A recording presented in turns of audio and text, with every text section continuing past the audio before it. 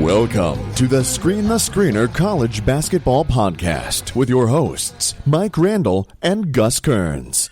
Welcome in, listeners, to the Screen the Screener College Basketball Podcast, where we're always talking everything college hoops. You could have been anywhere else in the dial, but you chose to be here with us, Mike and Gus, and we appreciate that. Happy New Year, everybody. I think everybody is going to welcome 2021 with open arms, us included in that. So happy New Year to everybody. Hope everybody was safe and is embracing the new year. Mike, happy New Year. How's everything going out there?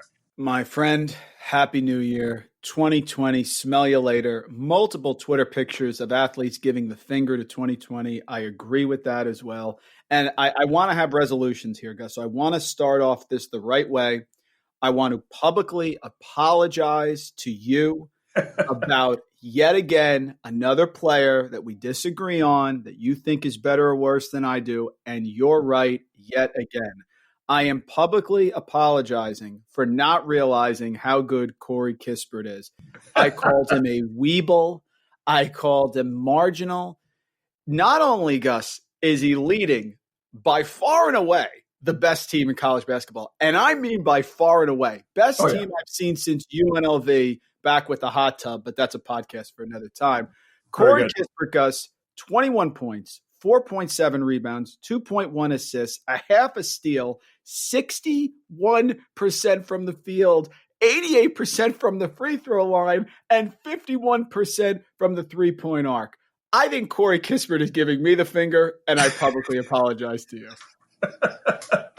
I mean, what do those numbers even mean, Mike? It's just ridiculous. It's like we goof around and say like lotto numbers. Like that is like he is legitimately a walking, shooting lotto like hit factory. Oh my gosh! I guess I want to know: are you, as the Gonzaga expert on the pod, and you've been touting them for years, and you've been right every damn time? How do you feel going into 2021? Because normally it's Gonzaga is going to be a 1, but there's still the crowd that says they don't play anyone, right? Not this year, man. They are the best team in the country, period, end of story. How do you feel about that? Well, number one, I'll accept the apology. Thank you. For Corey Kispert and the Zag Nation, of course. Apology accepted. But how do we feel? I mean, how could you not feel optimistic in the best way possible? You mentioned it. Like, they're one of the most exciting, entertaining teams that we've seen on the offensive end. And, you know, one of the things that we throw around with some of these, like, high-octane teams, whether it be Iowa or Creighton or somebody else that might play at a, you know, breakneck pace, like, do they defend enough? Listen, via KenPom, their defensive numbers are inside the top 20 currently. So they defend just fine. And the bigger question is, like, okay, you just read off Corey Kispert's numbers, and guess what? He's not even going to be their top draft pick because there's another player, Jalen Suggs, on the team that people are drooling over due to his play at the point guard position. Number 1 pick in the draft for me. I'm an NBA. I'm taking him first. I don't care. I'm telling you right now. We take him over Cade? 100%. I'm not even. And Mobley, Cade's wonderful. And Mobley? 100%. In a nanosecond. Wow. Gus, and again, you are the prediction guy here. I get like one fleeting prediction right once in a while. Ja Morant greater than Zion. I'm telling you, you can also take claim for De'Aaron Fox too. A swipe at the Fox, yeah. Oh, and Ball, yes. I'm telling you right now, Jalen Suggs, number 1 pick. Period. End of story. There's no discussion. 0. And Kispert is amazing. So back to your original question, how do we feel? I mean, you have to feel like, all right, it's not ours to lose, but at some point you have to think like, okay, well, we're going to have a number 1 seed. You know, even without Suggs, they showed that they can score 100 points. And if you're going to figure out a way, if you're an opposing team or opposing coaching staff or like the scout team that's practicing to play them, like how in the world are you going to replicate what they do offensively? Like, your scout team has no chance to replicate what they do. So there's no shot that you can like match up with them defensively because they have so many weapons. They have a dual point guard situation like they always love to have, like Few loves to run. But except here's the catch. One of those dual point guards, like you mentioned, is going to be a lottery pick. And the other one is 6'4" or 6'5" and has started at a big-time power program at Florida in Nebhard. So not only does he have the type of offensive initiation that he really loves to toy around with, he has one of the best bigs in the nation in Timmy. He's got legitimately one of the best shooters in the country in Kispert on the wing. And then he has Watson who can defend up. Like, I don't know what you do here.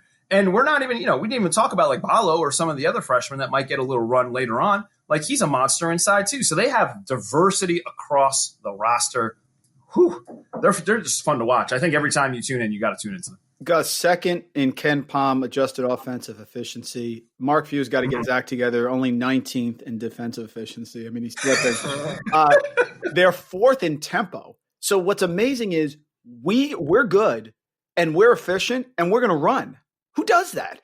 First in effective field goal percentage. Third in 2-point percentage. By the way, they weren't shooting threes well. Remember that little narrative I threw? Correct, yeah. They weren't shooting threes well. Oh, okay, Corey Kispert. Thank you very much. And Gus, really quick, here's the remaining schedule. Ken Pom's got the odds on when they're going to lose. They played San Fran at home. Okay, no. Okay, fine. Maybe I'm a little salty because San Fran didn't cover the initial bet against San Diego yesterday. I mean, they covered the live game. Okay, but whatever. Right. Then they got the next, everything's like 99%, okay, except for I'll point out a couple games. Away at St. Mary's on January 16th, 85%. I'm sorry. I have to leave. I'm sorry. That's not happening, okay? Jordan Ford and Malik Fitz aren't walking through that. Oh, Kuzi. Okay, fine. Nice little game there against, Seattle. But please, okay? Maybe Pepperdine will light them up. Stop. Gus, the only one I see that I'll give even a modicum, I'll say a modicum of chance is at San Francisco on February 13th. I'm not picking San Francisco, but I'm just saying, no. I mean, BYU away on Saturday, February 27th. That's hilarious. I don't know, Gus. They're loaded.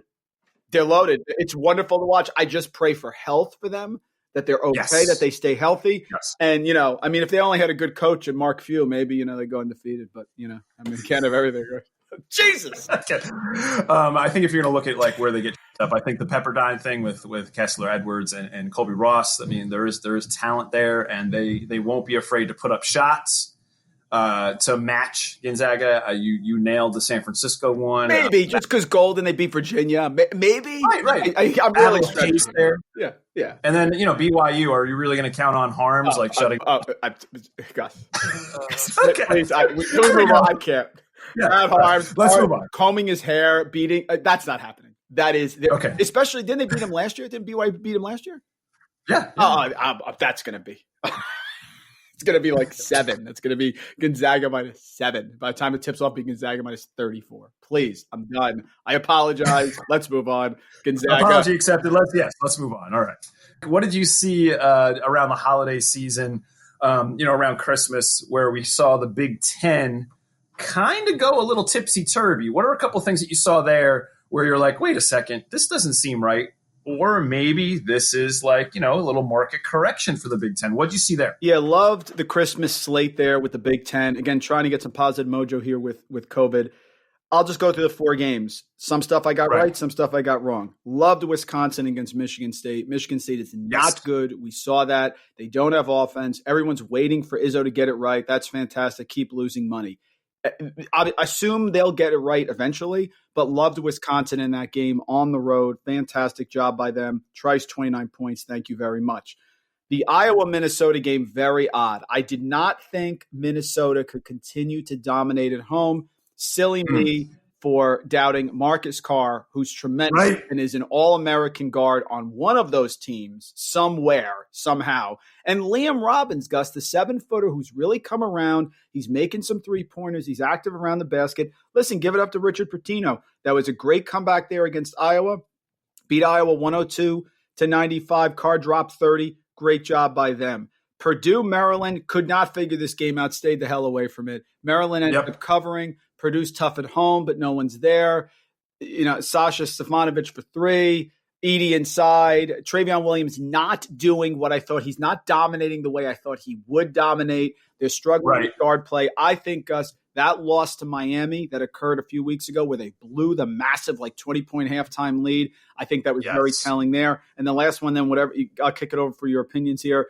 Michigan, Nebraska, very annoying. I don't know about Michigan. I didn't think they were as good as people were saying, but then that second half last night against Maryland where they pulled away, and of course Mike Smith, shout out to Dr. Tony, has been fantastic. Little Wagner's getting better. They're definitely coming around there. So Big Ten reacts across the board. Wisconsin's good. Minnesota, great comeback against Iowa. Purdue, Maryland, I have no idea. Michigan may be better than I thought. What do you got? Number one, I think Wisconsin needs to be in the conversation of the tier of teams that are, right below Gonzaga and Baylor as far as best teams in the country that can make a Final Four. They need to be in that conversation. Michigan State, too many turnovers. It's pretty simple. Like, it's a make or miss, game. Yes. But if you turn it over, you don't have the opportunity to make or miss. So I'm sorry, Gus. That has been an issue with Michigan State, even when Miles Bridges was there. Remember, I really liked that team, and I think they lost to Syracuse in the second round or something like that. The turnover. Yes, Miles Bridges went like 4 for 17 or something. Yes. Yeah. But if you turn it over that much, like, what are you going to do? I mean, you can defend the pants off of everybody, but if you don't have opportunities, then forget it. Minnesota. You know what? We saw this last year when Ohio State came rolling into the barn and they were like, steamrolling people and looked like one of the best teams in the country. Guess what happened? Marcus Carr did the exact same thing. He beat Ohio State at the barn pretty much by himself, kind of like he did to Iowa. And then Iowa, of course, this exposes like their defensive inefficiencies. If you give up 100 points to a Minnesota team, Minnesota shot the lights out and they're a very good three-point shooting team. By the way, you brought up a great point. Their big is really bouncy. He's a little bit better than you think. Yeah, a little more active. He's not Herman Munster anymore. Yes, he's doing some stuff. Yes. Yeah, he's doing some stuff that you didn't see last year. Yes, very good. Purdue and Maryland, I'm with you. You know what? I think we're underselling this Maryland team a smidge. Maybe. I know maybe in the second half against Michigan. But I think they have some – you know what they have? They have a little age. They have a little veteran. They have players that have been through the battle. So I think they're going to win a couple of games that we don't expect them to win, like that Wisconsin game. And then Michigan, I'm with you. They have very skilled players. Yes. Like you mentioned, Wagner's skilled. Richardson's skilled. Yep. Mike Smith is – Mike Smith. I love that Ivy is influencing the Big Ten with Seth Townsend. And then Bryce Aiken came back. So that was pretty awesome. So that's my quick Big Ten Christmas Xmas takeaway. Gus, one more thing on the Golden Gophers. I don't know if you can find a team that's had a tougher 5-game slate than they have. Starting on Tuesday, December 15th, away at Illinois, rough one, lost by 27. Then beat St. Louis at home. It's a good St. Louis team at home, beat them by 8. The massive comeback against Iowa, then pounded Michigan State at home, and then yesterday's loss to Wisconsin. That's a rough slate there, and they're 2-2 in conference. Okay. If you're a Golden Gopher fan and through that stretch, and you said you came through 2-2, I think everybody would take that. Yeah, Ohio State at home, that's a fascinating one on Sunday. We'll get to that in a little bit. Then a pair of Michigan games, that's a prove-it game. A split is assumed. Either team wins 2 is great. And then he's got to go to Franny there on the road. That's going to be a rough one. But anyway. We'll see about that one. All right, Mike, is there anything else that we need to revisit with Gonzaga and UVA? Is there something that stood out with you with that particular game? I know you got your apology in. But was there something else you wanted to touch on there real fast? Did I ever shoot, Gus, in high school in any stretch 9 of 13 from the free throw line? I don't think so. And Kispert was 9 of 13 from 3-point range. So against Virginia. So that's it. Drew Timme, by the way, is getting lost in the shuffle. How is that possible? He had 29 points. Nemhart doesn't even start. I have nothing else to say. Okay, fair enough. We'll move on. And I think if you're taking a peek at, Kispert's efficiency, maybe that's what I thought, and maybe what some other people thought, like what Sam Hauser would do for Virginia. But I'm not sure about that. Yeah, I mean, it's a great. I saw that comparison too. I think I retweeted. I forget who it was, and I go, "That's it." It's like you do those great predictions for the draft, the comparisons between the players. It hit me, and I'm like, "Oh yeah." It's like the Emperor's clothes. Yeah, he's a first-team All-American right now. Lock. It looks that way, Mike. We talked about Big Ten. Do we need to mention Northwestern a tiny bit here? Yeah, again, this is going to be like the apology resolution pod. Okay, so Chris Collins. I was big on Chris Collins a couple of years ago. They let us down, right? Then they didn't play any home games. They had the old issue there. So this year, they lose at home to Pittsburgh by 1. I'm off of them. They played Quincy, who's Division 12. Okay, nobody cares. Since then, Michigan stayed home on December 20th. They win by 6. Okay. All right. Boo-booey. Great. Okay. Then they go away to Indiana, who you and I think both like, win by 7. Raises eyebrows. Ohio State comes up there to Evanston, Illinois, and they're favored in that game. I'm laying 2, no problem. Ohio State gets up by 10 early on. Northwestern comes back and wins 71-70. Boo-booey. I think this team's good. And they were really close with Iowa, by the way. That 15-point loss, totally misleading. 6 minutes left. It was like a 4-point game. They just ran out of gas. Correct. So, yeah, Chris Collins, Northwestern, Big Ten. What is up? I really like Chase Audich. I think he does a number of excellent things on both ends of the floor. 6'4"-ish, 6'5"-ish, like wing guy. He can shoot it from 3 a little bit. He can defend multiple positions. You saw him with that big block. I kind of like what he does. And you know, who doesn't love Boo Booey? So I think as much as we left Northwestern out of the crowded Big Ten picture, time to include them because they're going to make some noise. And if you're going to win road games and you're going to win close games in the Big Ten, then you're going to be a factor. And that's exactly what they're doing right now. The overwhelming thing with Northwestern when you watch them, I keep saying is, who's that guy? Oh, Boo Booey makes okay. Who's that guy? Miller Kopp, 3 or 4 from downtown against Ohio State. Who's that guy? Oh, there's Audich making a couple more assists. That's who they are. Who's that guy? Well, you know what they are? They're 6-2 overall and 3-1 in the Big Ten. Michigan State love to have that record right now. Absolutely. And normally we would lead with a game like this, but this is just like an afterthought. Mike, Louisville, Kentucky. Do we need to talk Kentucky continues to worry and the sky is definitely falling? Do we talk Louisville, ACC? Where do we go with the conversation here, I guess, with this game that is usually one of the lead talking points for a college basketball podcast? Yeah, it was disgusting. It was a terrible game. Louisville covered. That's great. Okay, if you're interested in such trivial things, Gus. But it was a terrible game. Kentucky Cal will get it right. I'm sitting here in the Titanic. He will get it right. They've lost 6 games in a row. He came out and said, bad job by me scheduling. Okay, Cal, so you're blaming the schedule. You're not saying that you're doing a bad job coaching. That's fine. Right. Lost to Richmond, lost to Kansas, lost to Georgia Tech, lost to Notre Dame, lost to North Carolina, lost to Louisville. Chris Mack's done a nice job at Louisville, even without with the injuries, and the players are slowly coming back. And this was a game they really had to have against a Kentucky team that's been underperforming. Kentucky has the whole problem with the freshman who was leaving, crying on the bench, whatever that whole thing was going on. Davian Mintz is one of the most important players in college basketball. He's keeping this team together. He will be a great leader for them.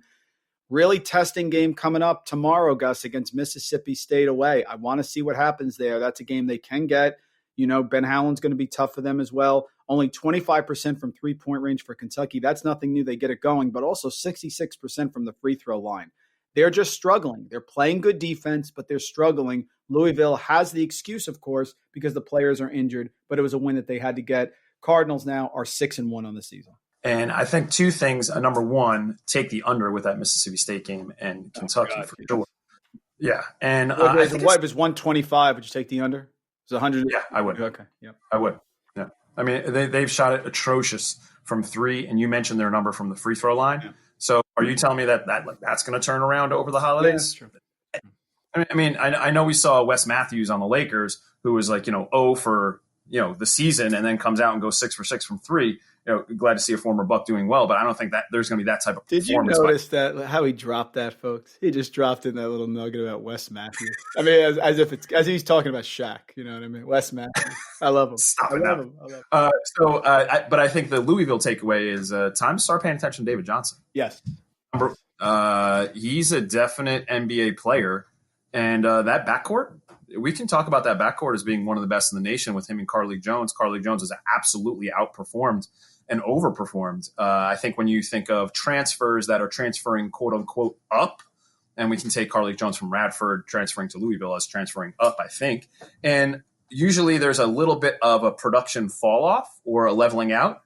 And Carlik Jones is doing exactly what he did previously on a bigger stage against one of the biggest programs in the country in Kentucky and putting up 20 points and grabbing 5 rebounds and with only 3 turnovers in 38 minutes. So if we're gonna pay attention to anything for Louisville and take away that backcourt, David Johnson is shooting the ball really well. He didn't shoot it well last year. He's shooting it well this year with some confidence. And Carlik Jones is running the show like a pro.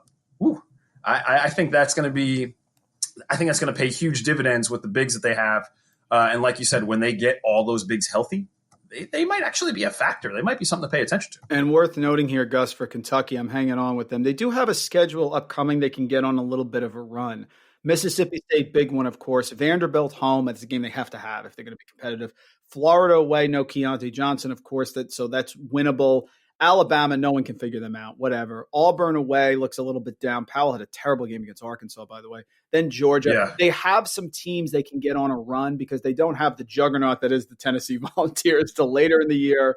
They don't have to go away to Kermit Davis till the end of the year. So they can get on a little bit of run, but they need to right the ship quickly. Can't go to 1-7, Gus.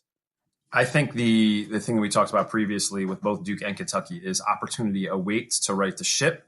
To see if they can get back on track, and that's thankfully, and Cal has no control over the scheduling, but the opportunities that awaits inside the ACC and inside the SEC for both squads, for both blue bloods. Mike, where are we going next? I want to talk for a moment, Gus, about DePaul. I think DePaul. Wait, are you serious? I know. I watched them a couple times. They started very late. They didn't get to play a game until very late in the season because of COVID. Okay, Gus, I kind of think DePaul's an issue.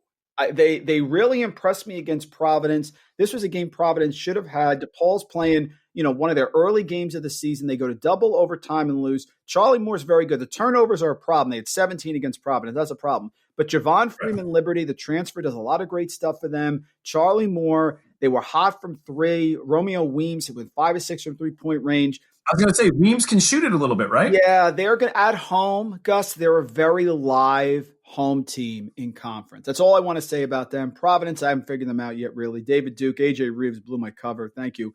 But DePaul impressed me.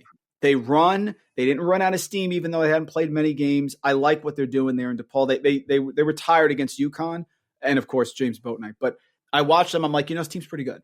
Okay, so we're saying keep an eye out and a feeler out for DePaul inside the Big East. Is that what you're telling people? If they're a home dog, absolutely. Yeah, I'm not saying, let's not go crazy here. But, could they cover at home against Nova? 100%. Okay. You give me 8 points? You're sure. You know what I mean? They're not our mom's DePaul. This is what they do have some stuff going on there. Yeah. So they've matured, and Dave Lato is getting it right the second time around. They beat Western Illinois at home fine. They lost to Providence in 2 overtimes. They had a tough game against Connecticut. They go away to St. John's tomorrow, Gus. They're very live in that game. They're very live in that game. I'm with you on that. They host Villanova. Then they host Seton Hall. Seton Hall's been very good this year. I can't say anything about them. I'm just saying that people are going to think they stink, and they don't. Right now, they're 39% from beyond the arc. Just throwing it out there. 2 away games. All right, listeners, you wanted your nugget, whether it be for wagering or otherwise. I think you just found it right there. Well done, Mike. Do we want to hit up a couple conferences and just do a little, catch up, if nothing else, with a couple of places? Yeah, I just want to make a statement really quickly before we do that. Okay, I have had about enough of going against UC Irvine. Okay. This UC Irvine, I have to tell you, just furious because every year UC Irvine has been fantastic out there in the Big West. Every year, the Anteaters are dominant.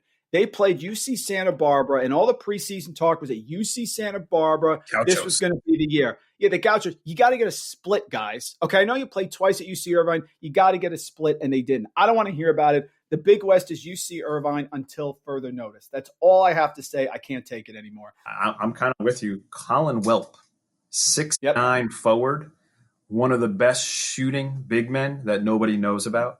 He can shoot it. Last season, he shot at 42% from three. I know his numbers aren't there this season where they were last season, but just wait until he starts shooting it from three. He's one of the best rebounders in that conference as well. He just might be the best player inside that conference. And like you mentioned with, before we were talking pre-podcast, pre-recording, how guards and bigs, like who's going to win. I think if you have a big like Welp and then you have another big like Green who's actually going to play inside, that size is a factor inside a conference like the Big West. Yeah, since Russell Turner took over there, Gus, this is worth noting, at UC Irvine in 2010, 2011, he got it right in 2014. This is what they've done in the Big West. They won second, first, third, first. They just swept Santa Barbara. I like Santa Barbara because that road win at Pepperdine, and Irvine had a slow offensive start. No more. It's the Anteaters are busting the Big West. I don't want to hear about it. Okay, that's enough of the Big West. That was one of my conversations. We're going to move on. We're going in alphabetical order here. So we did 5 the first pod. Gus, I want to get your thoughts on the Big 12. Kansas, great. Baylor, great. Who is the second tier? Okay, Is it Texas Tech, who had a tough loss at home to Kansas there? Is it Texas, who looks more balanced than ever before, but it's always Shaka, okay? Or is it West Virginia, who, and I will talk about this in a minute, has not been great on the road in conference play? West Virginia, Shibwe had a good game against Northeastern. That's fantastic. I also scored on a bunch of 5-year-olds as well. So he hasn't shown anything this year to be a twin tower. It's been Derek Culver and a bunch of 3-point shooters that aren't making the threes on the road. So I'm asking you, who is the next team there that if I told you Kansas and Baylor did not win the Big 12, which one of them probably will, but if I told you they didn't, who do you think could be the next team? I think Texas, but I can't believe I'm saying that. I mean, I had them ranked inside the top 25 preseason, but I think the pieces are coming together and they have that veteran backcourt in Coleman and Jones, and they have that, like, not transcendent, not Cade Cunningham or Jalen Suggs type freshman, but Brown is impactful. He can shoot it. He can do some stuff like we mentioned earlier. Like, he does a lot of things on the wing as like a 6'8-ish, 6'9-ish wing. I think he's really interesting, and you want to see – I think we kind of root for Shaka to get it right there at one of the biggest brands in college sports. And I think with the recent news of Shibwe like kind of shutting it down for personal reasons, not COVID related, with West Virginia, so I think you can take them off that list. And I think with Beard, you have to include Texas Tech. So if I were going to say second tier, who's going to win the Big 12, who's going to threaten Baylor or Kansas, I would go Texas, and then right behind Texas, Texas Tech, and then right below them, West Virginia with the Shibwe news. But so I would say those in that order. And then, I mean, Oklahoma, Oak State, TCU, they're all going to win games that remind us of what we talked about with Northwestern inside the Big Ten. And we know that, in Minnesota, very similar. We know that Oklahoma, Oak State, and TCU are going to like have games that make you scratch your head. One of the reasons is RJ Nebhard, 6'5" lead guard for the Horned Frogs. He looks like a legit NBA player, 18-plus points, 4+ rebounds, 4+ assists, 40% from three, and over a steal a game. And we know about Cade Cunningham. He can win a game by himself at any time. So those second-tier Big 12 teams, just be careful with no home crowd influence, or next to zero home crowd anywhere. I think we're going to see a lot of diversity and a lot of head-scratching wins by some of these teams, just like we've seen inside the Big Ten. The Shibwe news is incredible. Great call by you. Huggins was asked about Shibwe stepping away from the program. Quote, did it catch me by surprise? No. What are we going to do moving forward? Win more games. Okay. So something's going on with Shibwe there. It's going to be an addition by subtraction. I have no idea, but he was giving them nothing. And by the way, he was a defensive liability against Kansas when they made 16 3-pointers, whatever they did. So maybe this will help them overall, but it's hard for me to think that this type of team will get better without Shibwe. Maybe they will. I have no idea. But great call with the Big 12. There's always teams that are going to upset and make some moves there. So excellent call there. A Big East, Gus. Let's talk about it. Nova, obviously fantastic. Seton Hall's been uber impressive. Really nice win at Xavier. Eye-opening win. Blowout win there. Creighton, of course, looks solid. I'm not impressed with Marquette. I think Woj is trying. I just don't think the team is talented enough. I don't think DJ Carton is ready to lead a team to a third place or fourth place finish in the Big East. I don't. I think they're playing good defense, but I think, and I'm still burned by this, obviously, Greg Elliott going 4 for 4 against Creighton. I think he has 4 combined threes rest of the season. Okay. I just don't think you're going to be able to rely on that. So I'm just curious, what do you think about the Big East? What are your thoughts overall? DePaul is going to be annoying. St. John's is going to be St. John's. Butler with a bad loss at Providence there, got blown out. What do you think? What do you think here in the Big East? Well, in my eyes, I don't think much has changed or altered at all, Mike, to be honest. I think it's Nova, a slight gap, then Creighton, then a very big gap, and everybody else. So I don't think anything has really changed from what we've tried to predict preseason. Nova looks like a national title contender. They look like one of those teams that needs to be included in the conversation with making a Final Four. I think that Creighton should be in that conversation too. But I think we've noticed that maybe when you have a season-ending injury like Zagorowski had last season, and then you come back, it's going to take you a little while to find that form that made you one of the best players in your league and one of the best players in the nation. And I think he's still figuring out how to operate his body mechanics with this repaired knee. So I think once he gets that figured out later on the season, fingers crossed that happens, then we can include Creighton maybe in that conversation as well. But much like the larger national college hoops landscapes with Gonzaga, Baylor, and the rest, I think that there's a gap after Nova and Creighton inside the Big East. Providence might be that sneaky team that's really good. I think Xavier with Suggs and now Kunkel is kind of interesting. But I'll tell you what, UConn might be the third best team. And they might be the third best team because they have the best player in the league in James Bouknight. So I think we're going to look at a couple of things. That's where to go. Gus, if James Bouknight doesn't win Big East Player of the Year, he gets hurt. God forbid, right? Is Sandro Mamouche-Kalashvili the Big East Player of the Year? Yeah, I think that's fine. He could be. Mamouche played unbelievable. And you know what else? Like, he's an NBA player. Absolutely. 100%. They're running offense through him. He's a grab and go guy on the defensive boards. Like, he can run the break. He's shown his one-handed passing, live dribble passing ability. He can hit threes. He's going to get some rebounds in there just because of his size and length. I like that they're running some of the offense through him. I just hope that he can hold up physically and mentally and maybe get a little help, whether it be from, Bryce Aiken or Kale or somebody on the wing where it's not just all him all the time. Because Sanders played amazing.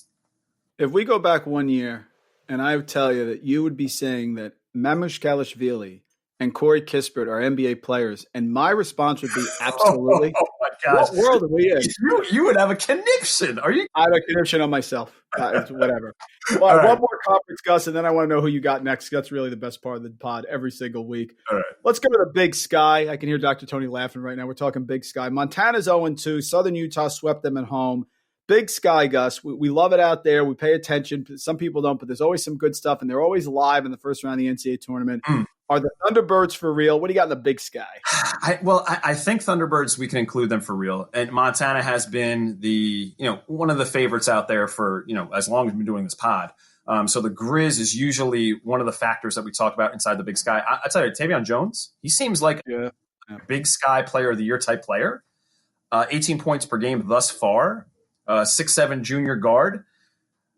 If you're going to include best backcourt in the Big Sky, then I think you have to include John Knight III. He is just the type of lead guard that teams need in these leagues to have success.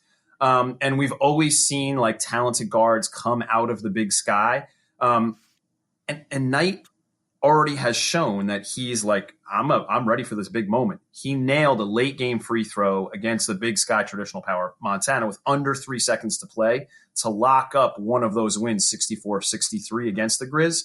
So if you're going to have a clutch performer lead guard like Knight, who's been there, who's a senior, and then you're going to have a very long wing in Jones that can not necessarily make threes, but guard multiple positions and create havoc.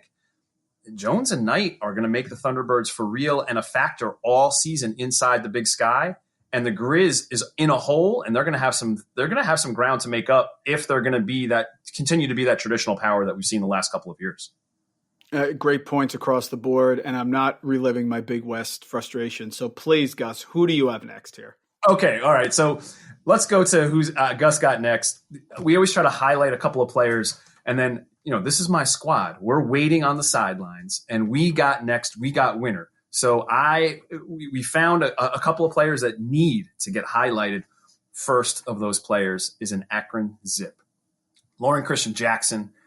They played Ohio, and we know Ohio has a stud in Jason Preston, who played Ayo Dosunmu to a near standstill. But I'll tell you what, right now, Christian Jackson absolutely played Preston to a standstill in that 90-70 Zips win. Really impressed. He's averaging 24 points per game, 8.5 assists per game, and shooting at 37.5% from three. And the Zips only have one loss. They are an issue.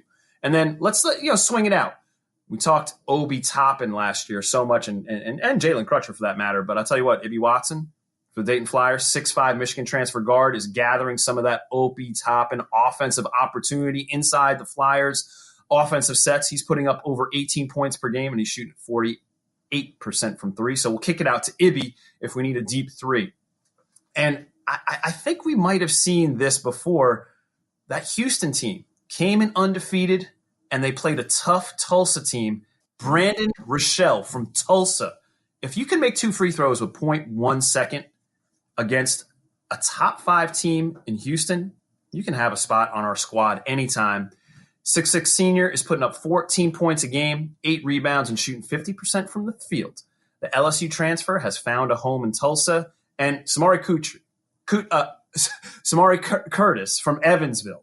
Samari Curtis from Evansville, 6'5" sophomore, lit up SIU for 29 points, hitting 6 of 8 from 3 in a win over the previously undefeated Salukis. So I'm going Christian, Ibi Watson, late game heroics from Rochelle, and Samari Curtis from Evansville. We got next, Mike.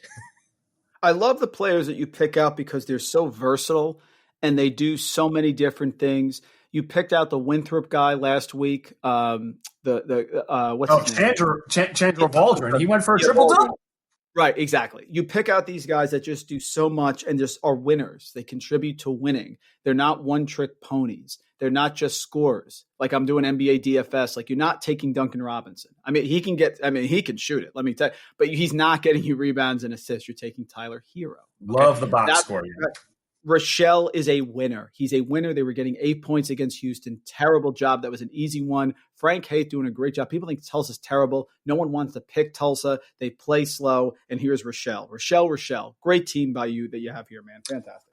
I love gathering all the information for Gus Got Next. All right, Mike, let's go to your segment. Let's go to Mike's Likes. What are some games that you're looking at for our gamblers, for our wagerers out there, for people that might have an interest in such things? What do we got?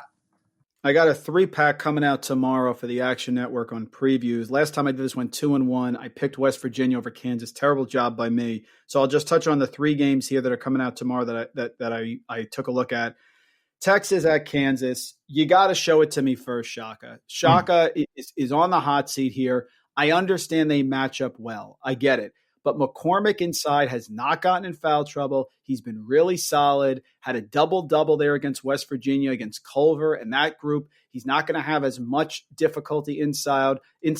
I understand Greg Brown is fantastic for Texas. He's played very well. 5-star freshman, the whole thing. Kansas at home, shooting the lights out. They're an impossible matchup. I'm just going to go with Kansas there, whatever the line is. I think at home, I need to see it. Shaka has only beaten Kansas once in his 10 games, in his 5 years at Texas, Gus. He's beaten them once. I cannot in good conscience take the Longhorns, although I love their talent. I love Coleman. I love Andrew Jones. I get it. I'm taking the Jayhawks. Understood. I think I would lean the same way, especially with the history that you presented there. If it's 9-1, it's going to take a lot.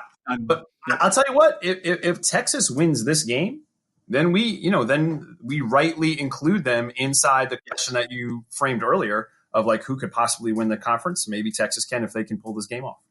Yeah, my other thing with Texas, Gus, and he's done a great job. He's 7-1, but he did get off to a 9-1 start last year, and everything fell apart.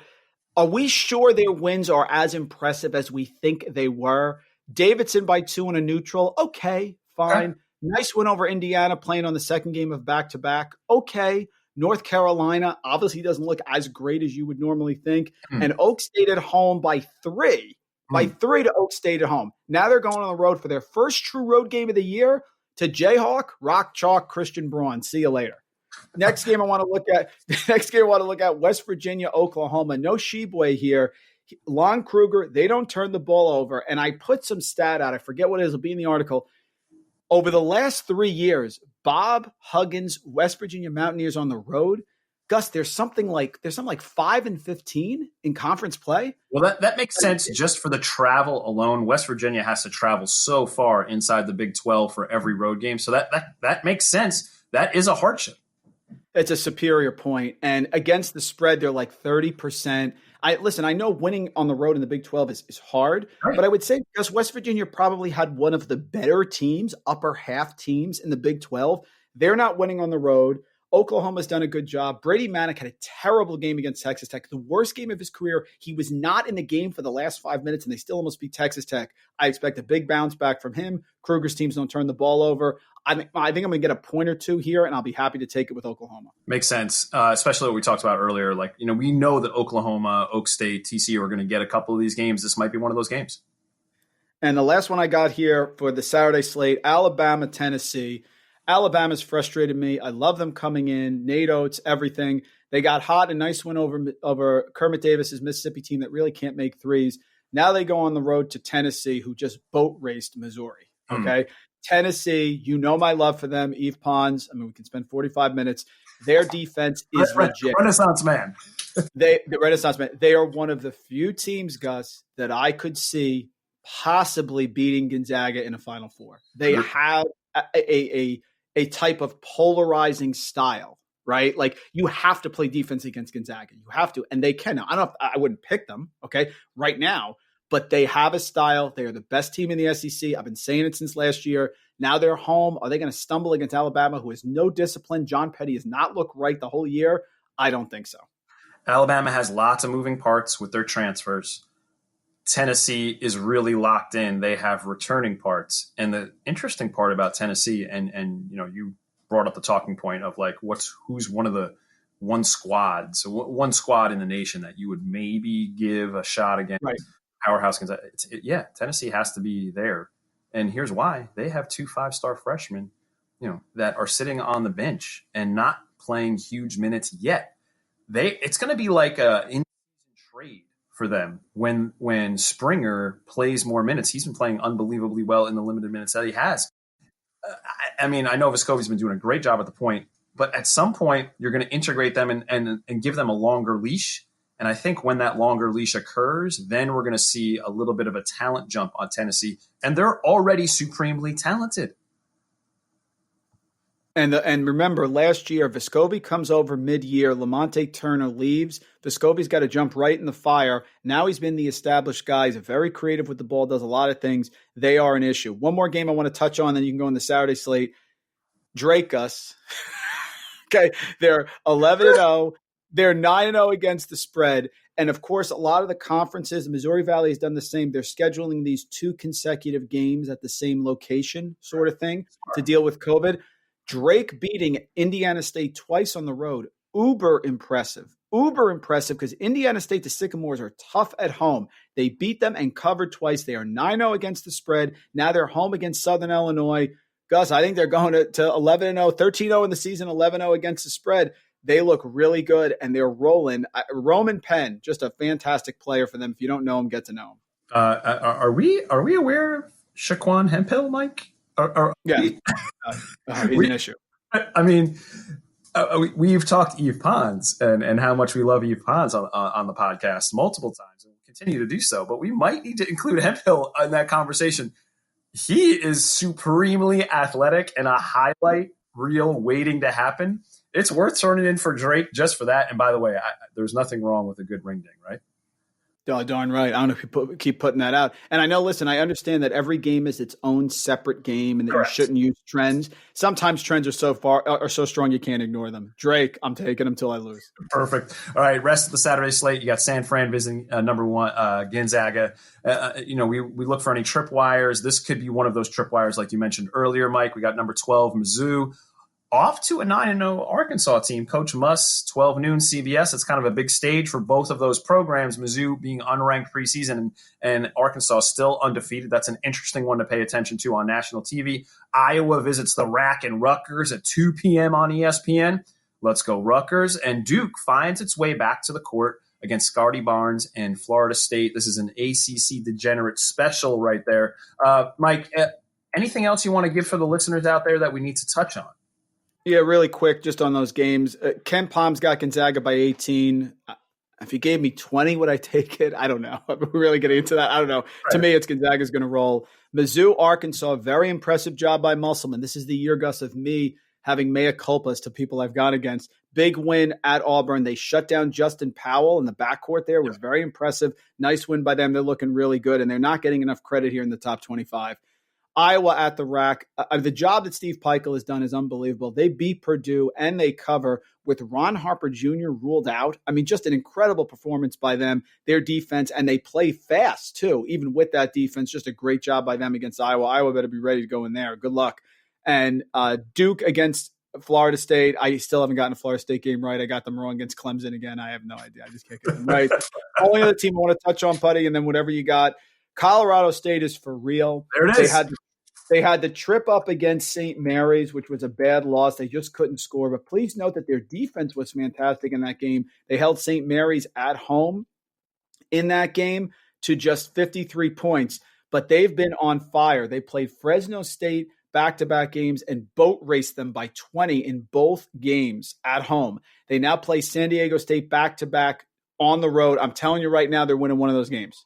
You can lock it in. In fact, I am pretty sure I will take Colorado State in the points. Ken Palm's got it at 10. Nico Medved doing a great job. They shoot the three well. They're 37% from beyond the arc, and they hold their opponents, Gus, defensively. They are the fifth best team in the country, holding opponents from three-point range, 19.9%. We started with Corey Kispert's 50% from three-point range as an odd number, and we're ending with Colorado State holding the opponents to 19.9%. Shackle isn't getting wide open threes against his team. I love Colorado State, especially in that first game. I was going to say Shackle's going to have a tough time jacking up some threes from 19%. I mean, Kispert would shoot 42%. But again, seriously.